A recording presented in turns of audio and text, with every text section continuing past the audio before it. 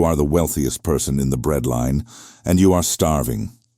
In your pocket sits a solid gold watch, a literal fortune in any other year. Yet the baker won't even trade it for a single loaf of rye because he cannot verify its purity, and he certainly cannot make change for a masterpiece. This is the moment when the store of value narrative collapses, revealing a brutal architectural flaw in everything you've been taught about financial security. This is not a history lesson on dead empires. It is a forensic analysis of the structural failure known as the liquidity trap. We are stripping away the myth of the golden hedge to expose the hidden mechanics of survivalist barter. The specific moment when use value completely eclipses exchange value, and your life depends on the 5 specific commodities that the central banks don't even track. What we see in the wreckage of 1923 Berlin or 1994 Belgrade is a phenomenon that economists rarely discuss with the public. It is a structural failure known as the liquidity trap of the precious. We are told that gold is the ultimate insurance policy. We are told it is the one asset that stands outside of government failure. This is the conventional narrative. But history reveals that during the peak of a monetary collapse, gold suffers from a fatal flaw that most investors ignore. In a stable economy, we trade for what we want. In a collapse, we trade only for what we cannot survive without. This is the moment when use value completely eclipses exchange value. The failure of gold in the breadlines of the Weimar Republic or the black markets of Caracas is not a failure of value. It is a failure of divisibility and verification. A gold coin is theoretically worth a fortune, but the merchant has no way to verify its purity in a 10-second transaction. He has no scales. He has no acid tests. Most importantly, he has no change. When the social contract of the currency breaks down, the ability to make change breaks down with it. You are left with a high-value asset that is impossible to spend for low-value necessities. This is the gold paradox. The wealth exists in theory, but it cannot be translated into calories. This investigation will replace the myth of the golden hedge with a forensic analysis of how survivalist barter actually functions. We will examine the 5 specific commodities that historically outperform precious metals in terms of purchasing power and transaction speed. We will analyze why the medicine cabinet and the liquor store become more liquid than the central bank when the lights go out. Let me be precise about the structural properties of these assets and why they become the only hard currency that matters. Here is how it works. To understand why Lucas could not buy bread with a gold watch, you need to understand how a collapsing system actually functions. Most people believe that value is a fixed property of an object. They think gold has value because it is rare and indestructible. This is a misunderstanding of what economists call exchange value. In a stable society, we agree that a specific weight of metal represents a specific amount of labor or goods. But this agreement relies on a functioning infrastructure of verification and divisibility. In the peak of a monetary collapse, we enter a state of use-value dominance. This simply means that an object is worth only what it can do for you in the next 24 hours. Gold is chemically stable, but it is socially inert. It cannot be eaten, it cannot heal an infection, and it cannot provide warmth. When the currency dies, the ability to make change dies with it. This is what we call the divisibility crisis. If you have a 1-ounce gold coin and you need a loaf of bread, the transaction fails because the baker has nothing to give you in return for the excess value. He cannot cut the coin into 1,000 pieces, and he will not give you his entire inventory for a single piece of metal. Furthermore, there is the problem of verification cost. In a 10-second transaction in a dark alley or a crowded breadline, a merchant has no way to prove your gold is real. He has no scales and no nitric acid. To him, the heirloom in your pocket is not wealth. It is a high-risk liability. This is the hidden mechanism of the survivalist economy. Wealth is not what you have saved, but what others cannot live without. We are told that we have protections against this kind of total systemic erasure. We have insurance, we have regulations, and we have the backing of international institutions. That is true, and we will examine exactly what those protections mean when the pressure increases. But first, we must look at the specific commodities that actually move the street when the banks are boarded up. History is not a collection of dates. It is a record of structural limits. We are taught that systemic collapse is a rare black swan event. But for the clerk in Berlin like Lucas, or the weaver in Budapest, the breakdown was not an accident. It was a mathematical certainty. Failure was unthinkable until it happened. This is the documented reality of the Weimar Republic in November 1923, when the exchange rate reached 4.2 trillion marks to a single dollar. Think about what that means for a lifetime of labor. A loaf of bread that cost 250 marks in January cost 200 billion by November. This is the moment when the urban supply chain snaps. Farmers in rural Brandenburg began to refuse paper currency entirely. They did not want trillions of paper marks. They wanted leather shoes. They wanted coal. They wanted iron nails. Consider the textile worker in 1946 Hungary. She lived through the highest inflation ever recorded in human history. The currency saw prices double every 15 hours. Her daily wage lost half its purchasing power during her 30-minute lunch break. In this environment, the very concept of a store of value evaporates. We are told that gold is the shield. But in the 1994 Yugoslavian collapse, where daily inflation hit 64%, gold became a functional liability. To a hungry farmer, a gold coin was a verification nightmare. He had no scales and no way to prove the purity of the metal. He saw a man with gold not as a customer, but as a high-risk target. In Zimbabwe, in 2008, monthly inflation hit 79 billion%. Families were forced to trade wedding rings for single sacks of maize. The exchange rate was not determined by a central bank, but by the sheer desperation of the person holding the calories. We believe we are insulated from this because of the perceived strength of our modern institutions. We point to the creation of the Rentenmark, or international stabilization funds, as proof that the system can always be repaired. We are told that these regulations and institutional backstops are the final insurance policy against total chaos. This belief in the system is the only thing that keeps the modern professional class from panic. It is a comfort. It is a shield. And it is exactly the protection we are about to analyze.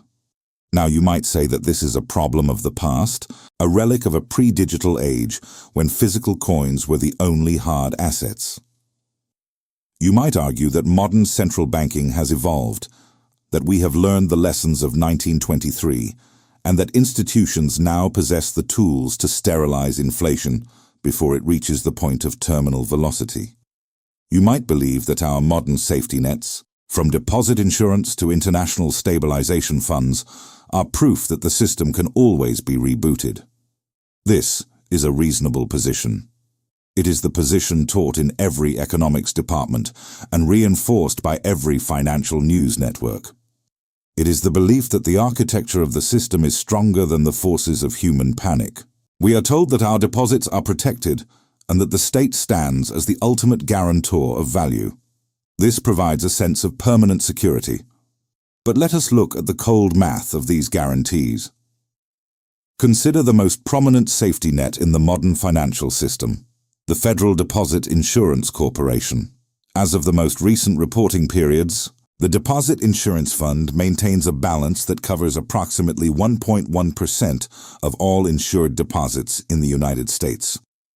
Think about what that means. For every $100 of digital wealth the public believes is protected by the full faith and credit of the government, there is roughly $1.10 of physical liquidity available in the fund. This is not a secret. It is a publicly documented structural limit. The system is not designed to survive a synchronized withdrawal. It is designed to maintain the appearance of safety during periods of low velocity. When the velocity of money accelerates, The institutional shield does not just crack, it evaporates. At this point, the investor retreats to the oldest solution, gold. But here is the part that nobody talks about. Gold is a store of value for the recovery, not a currency for the collapse. Historical data from the 1994 Yugoslavian hyperinflation reveals that during the peak of the crisis, the spread between the theoretical value of gold and its practical purchasing power reached as high as 60%. Because there was no functional market to price it, and no way for a baker or a butcher to verify it, the holder of gold was forced to accept a devastating haircut on every transaction. You are trading a multi-generational asset for a single day of survival. Think about what that means.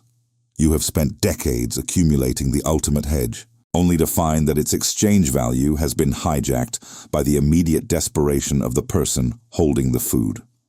The gold is real. The value is there. But the liquidity is zero. You are wealthy in a world that no longer exists, and you are insolvent in the world that does. This is the hidden mechanism of the survivalist economy. If the institutions are mathematically insufficient and the traditional hedges are functionally illiquid, we must ask what actually moves the street when the banks are boarded up. If you cannot spend gold and you cannot trust the paper, you are left with a vacuum that must be filled by something else. Now we must examine the specific commodities that historically outperform precious metals in terms of transaction speed and purchasing power. We are moving from the illusion of wealth to the reality of survival. That was the theory. Here is what happened in practice in Caracas during the summer of 2018. This is not ancient history. It happened in a modern westernized nation with skyscrapers, high-speed internet, and a professional class that believed they were insulated from the past. When the Bolivar reached an inflation rate of 1.7 million%, the currency did not just lose value. It ceased to exist as a functional tool for survival. This is the moment when the digital accounts of millions of people became nothing more than flickering numbers on a screen that could not buy a single calorie of energy. Professional families who had spent decades accumulating what they believed were stable assets found themselves in a state of sudden, absolute insolvency. They took their wedding bands and their silver service sets to the informal markets. They discovered the gold paradox in its most brutal form. A merchant selling a crate of eggs or a bag of flour would look at a gold ring and simply say no. Think about what that means. The ring was technically worth more than the entire stall, but the merchant had no way to verify the purity of the metal, and he had no way to provide change for such a high-value asset. He could not cut the ring into 100 pieces. He would not give away his entire month of inventory for a single transaction. The gold was real. The wealth was there. But the liquidity was zero. This is the third time we have seen this pattern in a century. Berlin in 1923, Belgrade in 1994, Caracas in 2018. The triad is now complete. What was once an observation of historical curiosity is now a documented law of systemic collapse. When the social contract of money breaks down, the verification cost of precious metals becomes an insurmountable barrier to trade. The merchant in the street is not an appraiser. He is a survivor.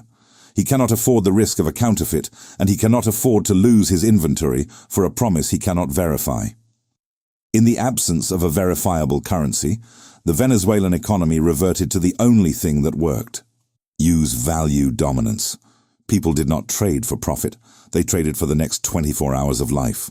A single dose of antibiotics became more valuable than a silver necklace. A 5-gallon container of gasoline became more liquid than a gold coin. We saw the emergence of the medical black market, where a vial of insulin was traded for a car. We saw the rise of the energy barter, where a liter of motor oil bought a week of vegetables. This is not a story about the failure of a government. It is a story about the failure of exchange value itself. You might believe that your digital wealth or your physical hedges provide a permanent shield. You might think that because your assets are held in a stable jurisdiction, the rules of Caracas do not apply to you. But the mechanism of the liquidity trap is not geographic, it is structural. It is a property of how human beings behave when the ability to make change and the ability to verify value evaporate simultaneously. This is the part that remains hidden until the moment of rupture. Your wealth is not what you have in the vault. Your wealth is only what you can convince a stranger to accept in exchange for a loaf of bread in less than 10 seconds. If you cannot solve the problem of divisibility and the problem of verification, you are not wealthy. You are just a high-risk target holding a useless rock. The pattern is already in motion. And here is where the analysis moves from the street to the architecture of the human mind. We have spent this time looking at the symptoms of a dying currency and the scramble for physical goods. But the pattern that connects Berlin, Belgrade and Caracas is not just a failure of the central bank or a surge in prices. It is the sudden and violent reassertion of the primacy of use value over exchange value. This is not a conspiracy theory. This is structural analysis of how human biology overrides economic abstractions when the social contract evaporates. In a stable society, we live almost entirely in a world of exchange value. We trade symbols for goods because we trust the infrastructure of the future. We believe that a digital number, a paper note, or a piece of gold will be convertible tomorrow into whatever we might need. But when the velocity of money reaches terminal speed, the future disappears. You are no longer trading for profit, for legacy, or for growth. You are trading for the next sunrise. This is the moment when a sterile asset like gold becomes a ghost. It has no biology. It cannot heal an infection. It cannot fuel a stove, and it cannot be consumed. More importantly, it cannot be divided into the microtransactions of survival. Think about what that means for your strategy of preservation. We are taught by the financial industry that convenience and safety are the same thing. They are not. In fact, they are often opposites. The convenience of a high-value gold coin or a large bar of silver is its undoing in a collapse because it lacks the safety of divisibility. You cannot shave off a milligram of gold to buy a single egg or a roll of bandages without losing half the value to the friction of the trade. This is what I call the verification tax. In a crisis, the person who owns the medicine or the fuel does not just take your gold. They take your gold at a 90% discount because they are the ones providing the liquidity of life. They are the ones assuming the risk of an unverified metal, and they charge you for that risk in the form of your own desperation. The hidden mechanism here is the inversion of the hierarchy of needs. In a stable economy, the most abstract assets sit at the top of the pyramid and command the most power. In a collapse, the pyramid is flipped. The things at the very bottom, the distilled spirits, the antibiotics, the salt, and the portable energy become the only hard currency that moves the needle. You cannot freeze a relationship, and you cannot impose capital controls on physical necessity. The store of value is a luxury of the stable. The currency of the collapse is the commodity that is consumed. The ultimate realization is this: gold is a store of value for the recovery. It is what you hold so that you can be wealthy when the world starts working again. But commodities are the currency of the event itself. If you only have the store of value and not the currency of the street, you may not live long enough to see the recovery happen. We have been trained to value assets by their rarity. We must learn to value them by their utility under pressure. The transition from a person of wealth to a person of survival is a fundamental shift in how one defines liquidity. You are only as rich as the most valuable thing you can spend in 10 seconds to save your life. Everything else is just weight. The pattern is already in motion. So what does this mean in practice? If the institutional shields are mathematically thin and the gold hedge is functionally illiquid, we must look at how survival is actually structured during a systemic rupture. I am not recommending any specific course of action. I am documenting the patterns that have emerged in every modern monetary collapse. The strategy is not to find a single perfect asset, but to understand the shift from exchange value to use value. The first category is the divisible vice, specifically distilled spirits and tobacco. Historically, these function as the small change of the street. They possess high use value as disinfectants or psychological anchors, and unlike a gold coin, they are easily divided into microtransactions. However, the limitation is severe. Carrying these assets makes you a high-value target for the most volatile elements of a collapsing society. It is a strategy that provides liquidity but carries an extreme security tax. The second category is biological ransom, which includes antibiotics and chronic medications. In Venezuela and Yugoslavia, these items became more liquid than any metal because they represent the difference between life and death. The leverage is absolute, but the limitation is the degradation of the asset itself. Medicine has a shelf life and requires specific storage conditions. You are trading permanent wealth for a temporary and fragile lifeline. The third category involves portable energy and the tools of reproduction. This includes small containers of fuel, rechargeable batteries, sewing kits, and whetstones. These items hold their value because they facilitate the reproduction of other goods. They are the capital equipment of the street. Their primary limitation is physical weight and the risk of theft. In a scenario where you must remain mobile or relocate quickly, these assets become a literal burden that slows your movement and increases your profile as a target. Think about what that means. You are not looking for a profit or a long-term investment. You are looking for a way to bridge the gap between the present chaos and the eventual recovery. No alternative eliminates the risk of loss or the threat of violence. Anyone who tells you otherwise is selling something. You are simply choosing which specific structural vulnerability you are willing to accept and manage. This realization brings us back to the reality of the street where the theoretical meets the physical.